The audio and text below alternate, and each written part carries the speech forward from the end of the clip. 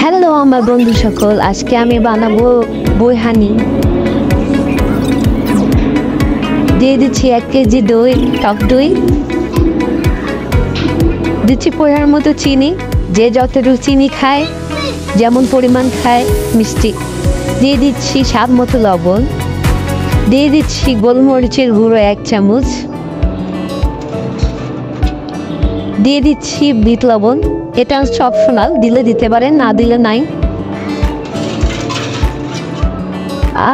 এখন দিব পুদিনা পাতা, কাঁচামরিচ আর ধনিয়া পাতা বাটা।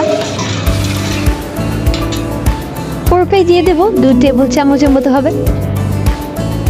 দেব বোরহানি, রাঁধুনি বোরহানি মশলা 2 চামচের মতো।